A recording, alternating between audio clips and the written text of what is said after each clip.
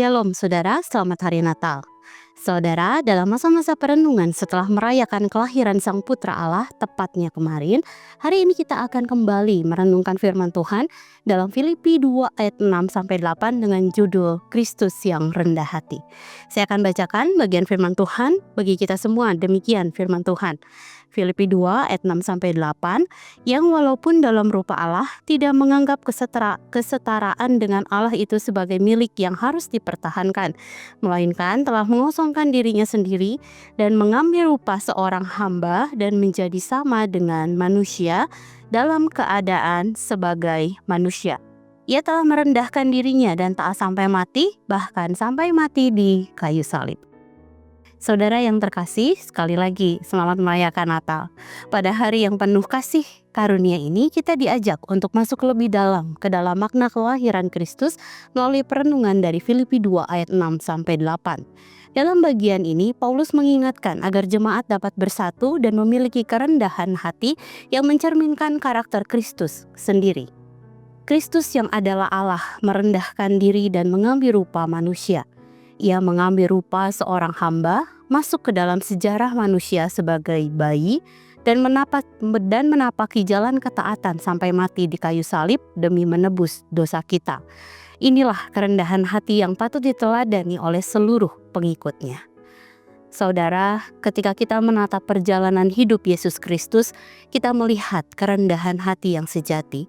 Ia lahir dalam palungan di sebuah kota kecil yang tidak termasyur.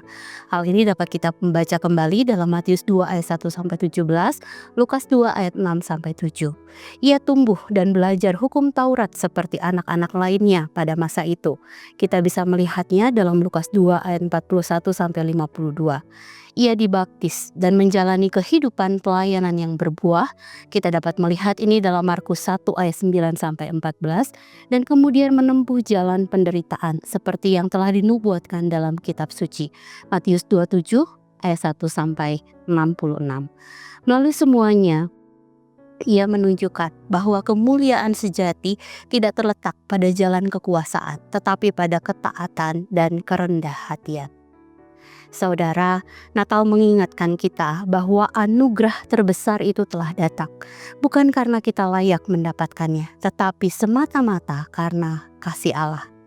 Hal ini seharusnya menyadarkan kita bahwa kehadiran Kristuslah yang membuat hidup kita menjadi berharga dan bermakna. Saudara, sebagai orang Kristen, kita wajib untuk meneladani kerendah hatian Kristus.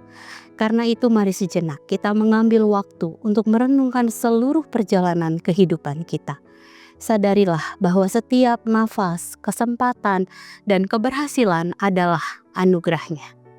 Dan dengan demikian, biarlah masa-masa perenungan Natal tahun ini kita dibentuk menjadi pribadi yang semakin rendah hati, semakin menyadari betapa besar anugerahnya dalam kehidupan kita, dan semakin rindu untuk hidup meneladani Kristus, Sang Hamba yang dimuliakan. Saudara, mari sejenak kita merenungkan firman yang baru saja kita dengar. Saudara, jika Kristus merendahkan dirinya bagi kita, lalu bagaimana dengan kita? Apakah masih ada kesombongan yang dapat kita pertahankan? Mari bertumbuhlah menjadi pribadi yang semakin rendah hati, seperti Kristus yang rendah hati.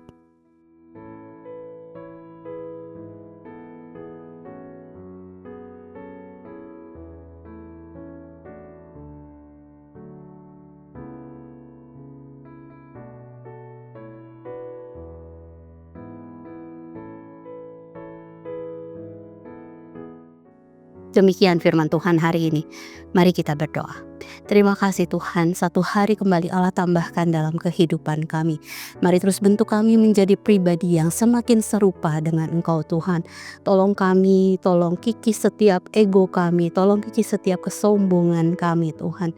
Bahkan di hari ini Tuhan kami rindu, kami semakin menyadari bahwa tidak ada satupun dari pencapaian-pencapaian kehidupan kami yang adalah karena kekuatan kami Tuhan, yang adalah karena kepintaran kami, yang karena karena apapun yang menjadi fasilitas yang Kau berikan dalam hidup kami Tuhan. Tapi ini semua hanya karena anugerah-Mu Tuhan. Ini adalah milik-Mu Tuhan, kehidupan kami, pencapaian kami, apa yang kami miliki sampai hari ini, semua adalah milik-Mu. Dan kami bersyukur kalau Engkau telah lahir bagi setiap kami Tuhan. Engkau lahir dalam hati kami, Engkau lahir dalam kehidupan kami Tuhan. Yang memberikan kesempatan kepada kami dan mengubahkan kehidupan kami. Terima kasih. Sebentar Tuhan, kami akan kembali melaksanakan aktivitas kami hari ini. Mungkin juga sudah ada yang mulai berlibur. Kami mau berikan rencana perjalanan liburan kami ke dalam tangan kasih-Mu Tuhan. Dan kami berserah, kami mau serahkan semuanya dalam tangan kasih-Mu. Dalam nama-Mu Tuhan Yesus kami berdoa dan kami mengucap syukur. Haleluya. Amin.